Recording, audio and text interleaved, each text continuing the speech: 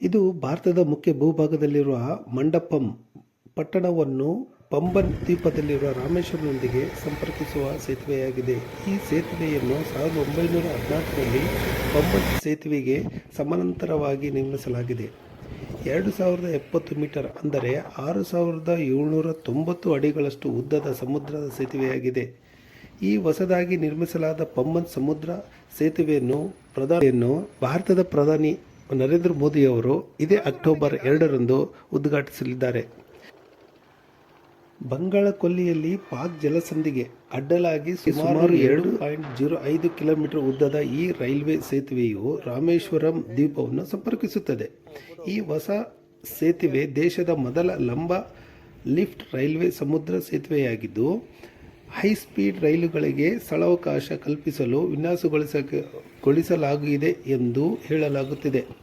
ಭಾರತೀಯ railway engineering ವಿಭಾಗದ railway ವಿಕಾಸ ನಿಗಮ ಲಿಮಿಟೆಡ್ RVNL ಸುಮಾರು 535 ಕೋಟಿ ರೂಪಾಯಿಗಳ ವೆಚ್ಚದಲ್ಲಿ ಈ ಸೇತುವೆಯನ್ನು ನಿರ್ಮಿಸಿದೆ. ಭಾರತದ ಕಟ್ಟಕಡೆಯ ತಮಿಳುನಾಡಿನ ರಾಮೇಶ್ವರಂ ನಗರದಿಂದ ಭೂಮಿ ಪಾತ್ರ ಅಂದರೆ ಭೂಮಿ ಎಂಡ್ ಆಗ್ತಾ ಬಂದು ಸಮುದ್ರದಲ್ಲಿ ಬ್ರಿಡ್ಜ್ ರಸ್ತೆ ಬ್ರಿಡ್ಜು ಮತ್ತು ರೈಲ್ ಬ್ರಿಡ್ಜ್ ಎರಡು ಅಕ್ಕಪಕ್ಕನೆ ದಾಟಿ ಹೋಗುವಂಥ ರಾಮೇಶ್ವರಂ ಏರಿಯಾ ಇದು.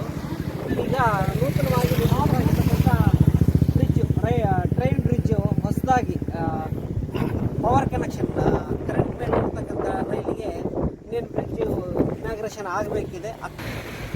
ಈ ಬ್ರಿಡ್ಜು ರಾಮೇಶ್ವರ ಹತ್ರ ಇರೋಂಥ ಈ ಬ್ರಿಡ್ಜು ಅಕ್ಟೋಬರ್ 2ನೇ ತಾರೀಕು ದೇಶದ ಪ್ರಧಾನಿ ಮೋದಿಯವರು ಉದ್ಘಾಟನೆ ಮಾಡ್ತಾರಂತಂದು ಹೇಳಲಾಗ್ತಿದೆ. ಅದಕ್ಕೆ ಸ್ವಲ್ಪ ತಯಾರಿನೂ ಮಾಡ್ತಾ ಇದ್ದಾರೆ. ನೋಡೋಕ್ಕೆ ಚೆನ್ನಾಗಿ ತಾವು ಬಂದು ಇಲ್ಲೆಲ್ಲ ವಿಶೇಷವಾಗಿ ಅನ್ನಿಸ್ತು, ಒಳ್ಳೆಯದನ್ನಿಸ್ತು.